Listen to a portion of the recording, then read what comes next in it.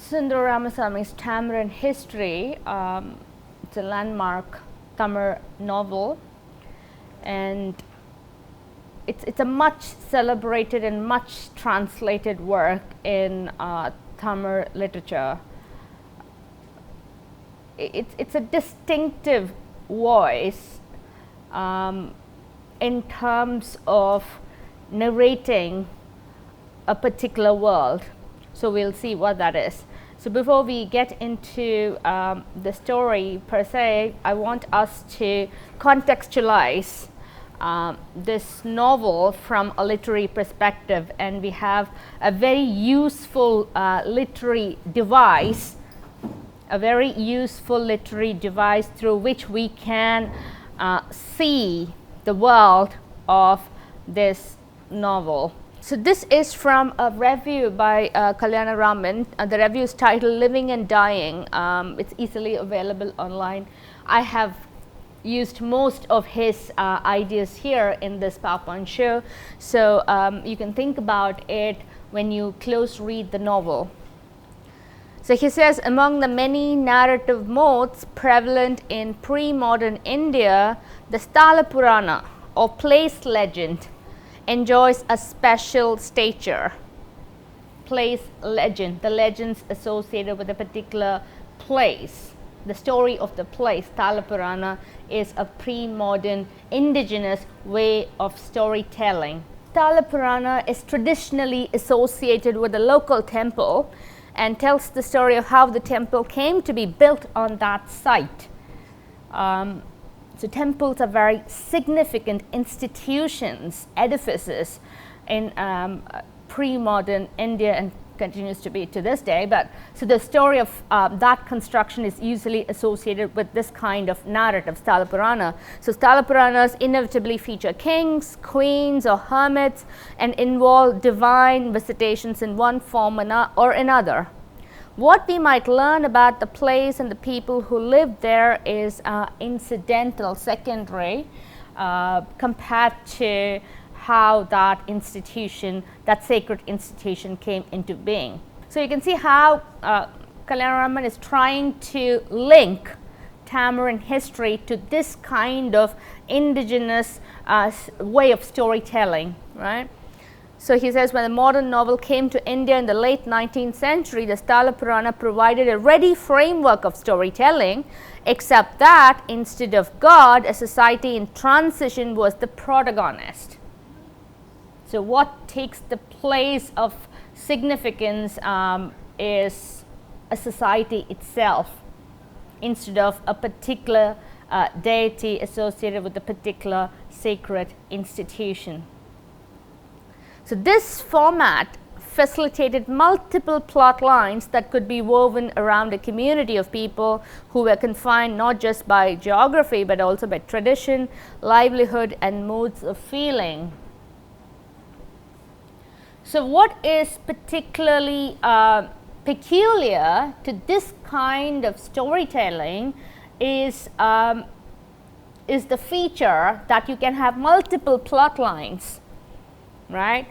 Traditionally, in a big novel, you will have a main plot and then one or two subplots at the most, traditionally. So, but in the case of this kind of Sthala Puranas, where a society becomes the hero, you can have many characters, jostling, finding their own place and identity with their own distinct narratives, branching out across the canvas and the landscape of that particular society. So when you read Tamarind history, you will understand that Damodara Asan is not going to be the central protagonist until the end, until the last page of the story, right?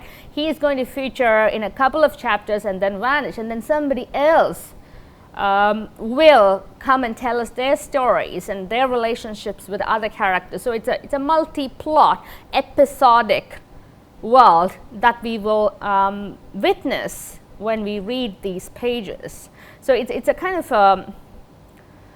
so in some sense it's a culture shock to go back to this kind of 20th century Tamil novel, which was highly innovative when it first appeared back then.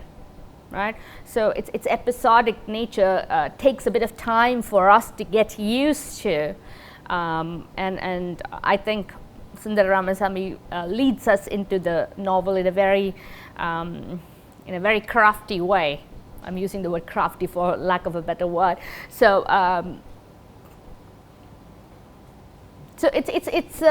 it's a world which is connected by tradition, livelihoods, and modes of feeling, right? Instead of one particular individual expressing a set of ideas about life, right? So there is multitudes, plurality. So what Raman does here is that he compares Sthala Purana of Indian tradition with the other kinds of regional literatures to give us a sense of the kind of similarity of narratives located, anchored in a particular region or place, right? The Sthala Purana like framework, he says, like framework did well in America, where the self-consciously democratic emphasis on the little man or woman naturally led to a plethora of small-town narratives. So it seems to have peculiarly done well in America, where there is apparently a lot of emphasis on the little man, the everyman, right? So that in turn leads to a lot of small-town narratives, or narratives anchored in small towns. The parallel would be the 19th century realism in Great Britain. You can have narratives, you do have narratives about Manchester, say, you know, narratives which focus on the north of Britain, north of England, and Elizabeth Gaskell immediately springs to mind, right, as a regional writer who captures the industrial life of those regions, right. So this is not very, very peculiar to India. We do have parallels across the seas as well. So, and he lists out examples, right.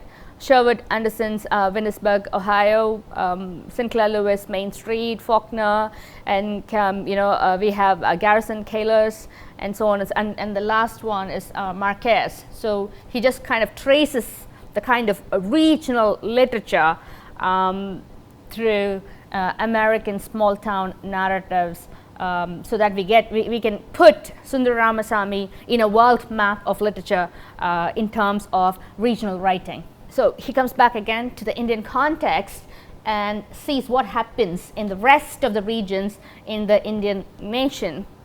In India, however, our literary tryst with communities appears to have been short-lived. We have several novels and short stories by R.K. Narayan set in the fictional town of Malgudi, Vijayan's The Legend of Khasak and the Saga of Dharmapuri, then Rajarav's Kantapura, and these seems to be the most well-known of such kinds of regional writing.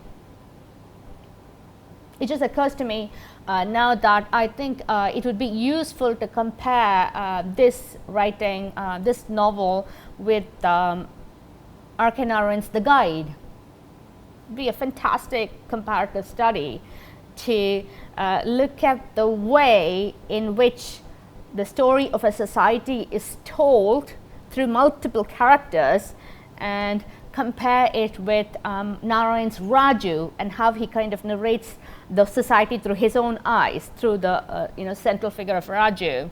It'd be a fantastic exercise. In most Indian languages, though, place-centered narratives have been few and far between. Except in historical narratives describing a remote past, place was seldom the leading protagonist in Tamil fiction. Right? Literary fiction tended to be more about existential and moral questions faced by individuals, Raju in The Guide, and in later days about class and caste conflicts. Although, I mean, if you read Tamarind history closely, you will see how class and caste also play a major role in complicating and souring the relationship between the characters in the small town, right? And gender is like absent. We'll come to that, right? Next one, please. So this, as I said, was published in 1966, and Oru Puliyamarthin Kadai gave us the local history of a traffic junction. So it seems to be about a very, very local place, a particular place in Nagarkoil town of southern Tamil Nadu. But you can see, as you read that history of the local world, you can see the connections to larger nodes across India, right? How symbolic and how representative this becomes of the entire country in progress, right? So it's, if you want to place it, if you want to kind of place the literary context, we can say that it loosely belongs to the genre of Sthala Purana. So in the same year, Kirtika's novel Vasa Vech Varam was also published in 1966, and it also critiques the sexual mores and hypocrisies of men and women who inhabited that eponymous village. And you can see the parallels between this novel by Kritika and Oru Puliyamarthin Kadai, Tamarind History, right? Trade, the complexities of trade, the competition between traders, social climbing is a major concern of Tamarind history. But the other concern, which is not usually talked about, is this one, which is attached to Kritika's novel, which is sexual mores and hypocrisy. So that is also a central concern in Tamarind history, and depending on which concern you prioritize, that seems to be the most talked about or most spotted subject matter of this particular novel. So it has been much translated. So I've just given you some of the languages into which it has been translated: Hindi, and then we have a translation into the Hebrew language as well. So this is a novel which has been read by the Europeans as well, and the translation that we are reading is by Blake Wentworth, and he teaches Tamil in Columbia University. So it's an interesting academic to check out. So I talked a little bit about the innovative form, the loosely episodic nature of the narrative, which seems to be centered on just this particular object of the tamarind tree. So everything is connected to that particular tree, and there's no big plot with a logical sequence of events culminating in a climax. That kind of structure is primarily not there, and so this is innovative in that regard, right? So there's a kind of a decentering of the emphasis on one particular individual from a particular caste or class and gender to and that idea is decentered, right? So that in itself is a unique attribute of this novel. So as I said, it's very popular within the academic and the and outside of the academic circles too, and important stylistically, structurally, culturally. And it seems to be the biography of the tree, the narrative of the tree, the tale of the tree, but it's also the tale of Tamil society, as well as in a larger way the tale of the Indian nation, which is trying to find its feet after independence. So lots of big ideas are connected to this very regional, simple spot in a small town deep in the south. So this is what Sundar Ramaswamy says. This novel is about a tree living and dying. So let's see what exactly is the tale about. Okay, chapter 1 and 2 are the areas which I want to focus for today. What do you make of that?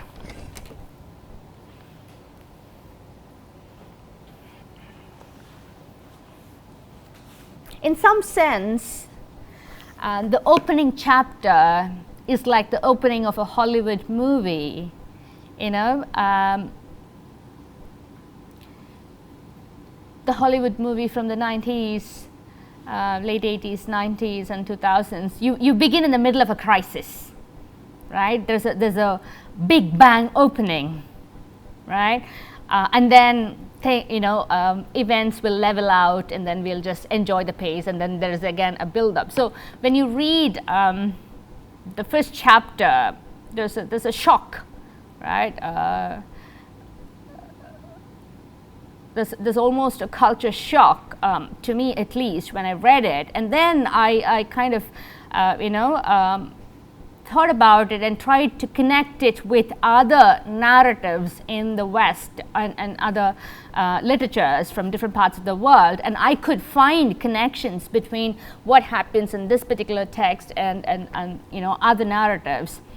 Let's first talk about the gist of the first chapter. What happens? The gist of the first chapter is a female called Chelatai is seduced, right? And in the second chapter, we see her committing suicide, right? She hangs herself in a branch of the tamarind tree. This is the gist, this is the heart of the matter of the first two chapters. A young woman, a young unmarried woman, a very beautiful young woman is seduced by an attractive, tall, handsome young man one night near the tamarind tree, and then nobody knows who he is. He seems to be a stranger who comes out of nowhere, and this woman, Chelatai, is obsessed with him after that incident, and she claims to be pregnant, and then one fine day she declares that this man has been killed by a cobra. Nobody can find the body, nobody can find any hints about the cobra, whatever, and then she is broken by that loss and commits suicide by hanging herself naked on the tamarind tree. So that's how the first two chapters unfold, and this is a story. This is a story told by a very important character called Damodara Asan to a bunch of young lads, right? We are not told about the age of these boys. We can kind of assume that they are adolescents who are hooked by the storytelling capacities of this Asan. This man is like the Pied Piper to them, right? So they just follow this man around, begging him to tell stories, and he is quite a character, right? Very burly, with a lot of bravado and peculiarities, and he offers this tale to these young boys, right? What do we make of this? What do we make of this tale? I want to read a little bit from the first chapter so that we kind of enter that world, and then we'll talk more. So page 1. There's no road that does not end at the base of the tamarind tree. There's no road that does not end at the base of the tamarind. All roads seem to come here. It seems to be at the center of a big network, right, of roads and paths, right? It was an ancient tree. It was an ancient tree scarred with age. Were you to stand and look at it for a minute or two, it looked just like an old woman with hair like a puff of cotton and eyes that clouded over. She is hunched with the insults of age and now indifferent to everything else as she relives an old pleasure of her choosing from all that lies buried within her heart. Fantastic analogy with an old woman, and kind of reminds me of Kamala Das's Summer Vacation. If you look at that story, at the beginning of that story, we get a rich description which compares the thicket of trees, right, to the old woman at the center of the tale, right, bent with age, withered with age. So similar metaphors are evoked here, and more visceral. An old woman with hair like a puff of cotton, unkempt, like and eyes that clouded over, can't see properly. I mean, it's old age, right? She's not just old, but she's been insulted over the years, hunched with age, humiliation. There's humiliation there, written, etched into the tree as well. Hunched with the insults of age and now indifferent, right? It's as if a human being, an aged human being is described. We don't see it as a description of a tree so much as it is a description of a human being, an old human being, and the place of that old person in society towards the declining years. From the time that it first sprouted so many years ago, the tree lived with dignity until yesterday. Even today, a living thing can sometimes grow old and fade away if it is simply left to itself, but the demands of humankind never let big promises fade away and come to nothing. People destroyed the tree and it now lies rotting where it once stood. So we have a narrator who knows about the past, the present and the future surrounding this tamarind tree. So you will know more about the character of the narrator as you read the story. People destroyed the tree. The developmental policies of the society are responsible for desecrating, destroying this particular spot, this particular tree. And what is the function of this particular tree? What did the tamarind tree really do? Did it simply go on standing there? Did it rise up as a silent witness to all of humankind's pastimes without taking part in any of them, or did it affect them? What did it really do apart from just being there, watching people's laughter, tears that were passed off as laughter, their self-interest that was caught up in sacrifice, jealousy and the petty resentments bound up in affection? And if you follow the plot very closely, you can figure out what kind of narrative function that this tree has played in the novel. How far is the tree implicated in the plot complications of this particular novel? Right? How does it set the ball rolling in terms of bringing about the climax and resolution? So you can also follow that. How do people weave their narratives of jealousy, sacrifice around the tree? How do they weave their legends around the tree? To what effect? To what purpose? Right? So all these cultural trajectories of people from this particular point in society can be kind of unraveled through this reading. Page 3. The site where the tamarind tree once stood indeed became deserted. Now, even without the tree standing at the crossroads, people still go on, the traffic still goes on, and who wants to wander like they did before around the place, empty now where it once stood? So he tells the story from the moment where the tree is standing there very much, and then the tree is gone, and later on too. So it's a kind of a mapping out of a story of a people from the point of view of the tree, and later when the tree is no longer there, and so on. Right? It's an essential principle to live life without being consumed by the way we push and shove each other just for self-preservation. It's an essential principle to live life without being consumed by the way we push and shove each other just for self-preservation. The tamarind tree teaches us that lesson, yet the people who actually follow this rule always seem so reluctant to teach it. What does he mean here? Let's talk about Damodara Asan. He says, I put no faith in any power beyond man alone. Man is himself Brahma, the creator, Vishnu, the preserver, and Shiva, the destroyer. He places a massive emphasis on the capabilities of the individual, and doesn't believe or doesn't lay a lot of faith in any other power outside of the individual. Right? And the narrator here says, there was a reason for our infatuation with Asan. We were infatuated with this storyteller.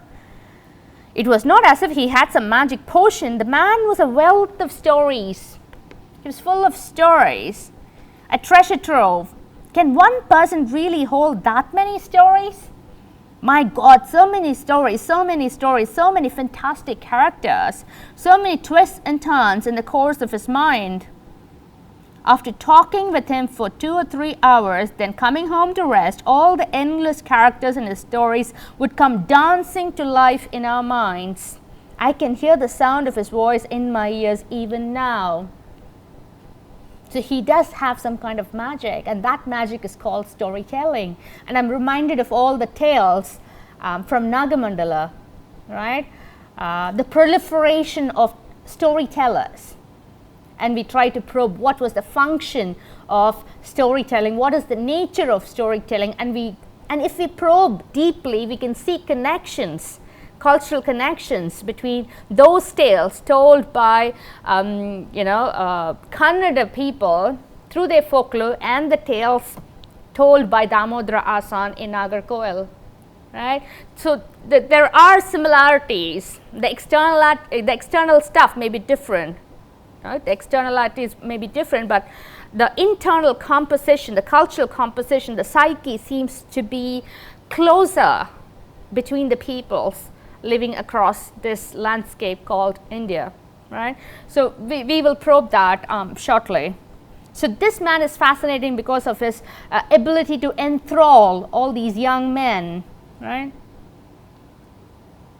And he's also very playful towards these young boys, and he plays games with them. There are some examples on page 5, and these boys try to bribe him by giving him betel nuts and BDs and other stuff, buying him food to make him talk. And I want to just pick up on the first story that Asan says to these boys. What is the first story? It's about a poisoner, right? It's about a poisoner. A woman who poisons her husband, right? It's on page 6, right? It was this, you see, that the bitch gave to her own husband to kill him. Can women really have the heart for something like that? True, the fool got it into her head to marry some other guy, but she went ahead and did it. And it's not like her husband was maimed or crippled or anything, blind or something like that, and he wasn't the type to keep another woman on the side, and so on and so forth. He seems to be well off. He's generous. He feeds a lot of people. He gives big feasts, right? Anyway, he went to the market in Vadaseri to buy some draft animals. He bought 2 bullocks as grand as Arabian horses and few lengths of jasmine garland for that damned woman to wear in her hair just the way she liked. Then he went home. He thought she was giving him some milk, and he went ahead and drank it, puked up blood a few times, end of story. It's an exciting narrative,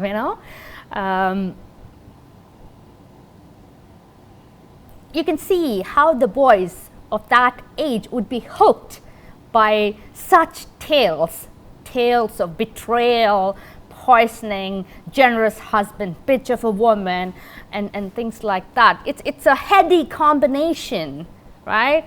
It's a fantastic set of characterization which would do the job of capturing the imagination of these boys, who after that follow him around like puppies, right?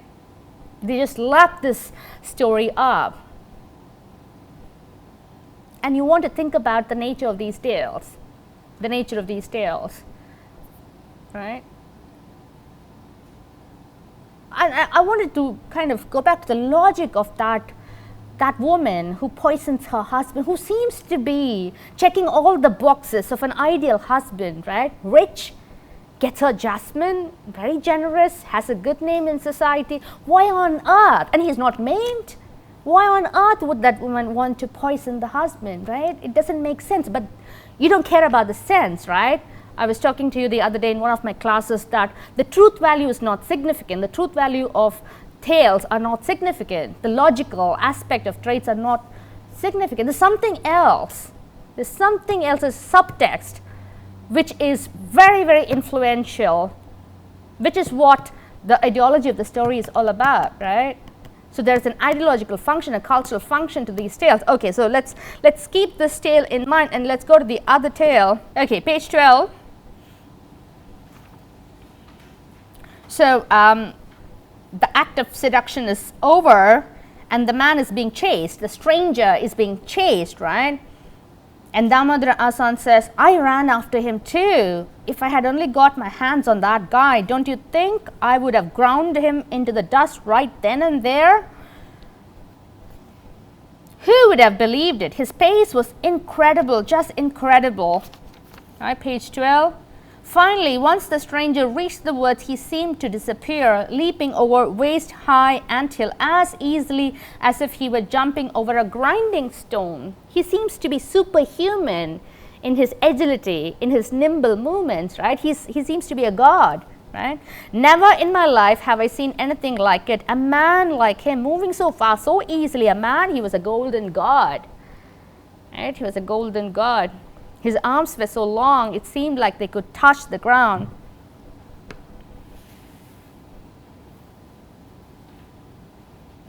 And then we have Chelatai being,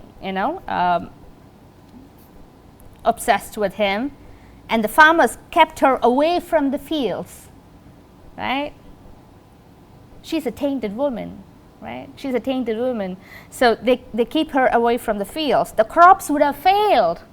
If she touched the crops would have failed. So this tells you about the belief system of this particular culture, right? So the crops would have failed, yet that did not seem to bother her in the least. She simply remained at home. So she seems to be a rebel of sorts, right? She didn't bother about that kind of social ostracization. She simply remained at home. And you have extensive description of her physical beauty, right? Very graphic at moments. So my question is, what's the function of that kind of description, right? Is it gratuitous, or does it have a purpose? So, or we can't find the dividing line between these two. So we need to think about that, right?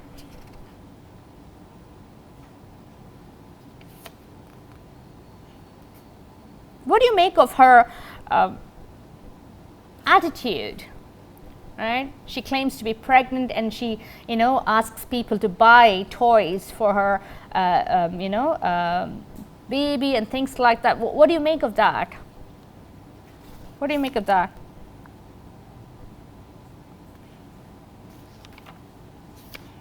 That fantasy of Chelatai is troubling, right? That fantasy of Chelatai should be thought about, right?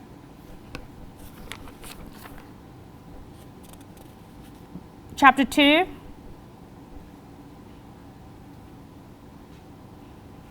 Page 17. As long as there was a hint of life in his throat for him to tell his stories, a few people in front of him nodding their heads with pleasure, and a plug of Jaffna tobacco, it seemed to us as if miseries and killers alike would bow down before him being Asan, then vanish without a trace. He was a consummate artist. He was a consummate artist, keeping watch against the emptiness of our times. This is the important idea. He was a consummate artist, keeping watch against the emptiness of our time simply by telling a story and never succumbing to it. What do you make of this? Is it the emptiness of our times, or is it something to do with distracting ourselves from a certain set of realities? By telling all these tales, right? There's massive exaggeration in the tales of Damodara Asan. They're also seems to be a lack of reality to certain of these tales. But that's not the point, right? The point is he able to hook the reader, hook the listener, right? So keeping watch against the emptiness of our times is a phrase that we want to keep in our minds and think about. Why is it the emptiness of our times? We have newly got independence. There's so much optimism, there's so much faith in the future. The country is progressing with the help of other Western powers, right? What's the problem, right? We need to think about that. Now I'm going to move to the final section. I looked at the tamarind tank, and what I saw then, it's as clear today as if someone had engraved it on my heart. The ladder came floating along in the water like a temple float at the Susindaram festival. Chelatai lay stretched out. A kerosene lantern was raised over her head. The boy with the bad leg sat right by her head, trembling, his eyes wide with terror. I mean it, the scene was straight out of a nightmare. I'm not going to read the next section, but you can read it for yourself. And you can imagine that scene.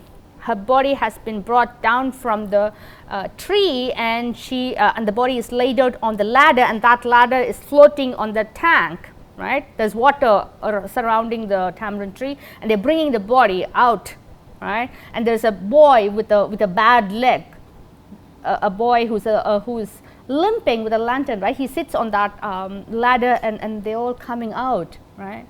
It's a bizarre scene, and we have onlookers gazing at the naked body of that young woman, and we have Damodara Asan giving his graphic description of that body, and he's cursing her because he thinks that that body is no longer useful, right? He says that, where is the dog that would even touch her now? Where is the dog that would even touch her now? Why should somebody touch her? Right? That seems to be the question that begs to be asked, but you know that he is full of vituperatives against her, right? Against that act of hers, which makes her body useless, right? So if you read this section and the previous description of her body, you can see the amount of male gaze consuming her body, right? So and we realize that there are disturbing elements in these legends, right, woven around that tree, and there are other small narratives connected to this death, and you know, if you go back to that, you will realize that apparently she was a sacrifice offered, and that in itself becomes a tale. So which tale is the real tale, right? Which one do we buy? Which one do you kind of accept and endorse, right? Somebody comes to cut down the tree, you know, a man who was hoping to marry her, right? He is so infuriated by that loss that he wants to go and cut down the tree, and Damodara Asan is just in time to rescue the tree, and he comes up with a set of tales again. So again, a proliferation of tales, right? They're like Hydra's head. They keep cropping up. You know, as soon as you cut one, there's another, right? And Damodara Asan says that, you know, there's a demon living inside the tree, and this woman, Chelatai, is an offering, a sacrifice, you know, offered to keep the demon at bay. So don't disturb the tree, right? If you do, and then all hell will be let loose on your family. So what is the truth then, right? Did she really, you know, sleep with that stranger? Was she really seduced? Was she really pregnant? Did the man really die? And was she a sacrifice? So many tales. And at the end of it, at the bottom of it, as a subtext is this problematic gender relationship, right? Which is being clothed in the name of legends and folklore and consumed by young boys and offered by older male who lust after the body of such young women. So there is a kind of a network, a mesh, right, woven between members, certain members of the society, which keep the fabric afloat, alive, and pass it on from generation to generation, right? So we should be able to at least sense that. We should be able to sense that complicity, the complicity of patriarchy, which comes up with such narratives, right, which maintains the status quo as it is and keeps passing it on to generations to come, right? So if we are aware, then we read this novel in the way it should be read. Right. Okay, I'm going to stop here and then we'll unpack other aspects, and we wouldn't get such disturbing episodes in the rest of the novel. So this is just like a one-off.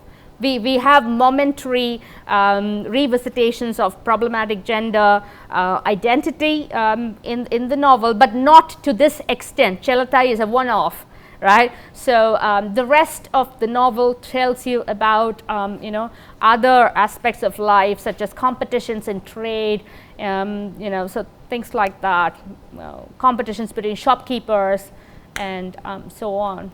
So don't give up on the novel. It kind of picks up pace, and you get a bigger canvas. A bigger breadth of this society, and there are more issues other than gender which are being offered to you for your analysis, right?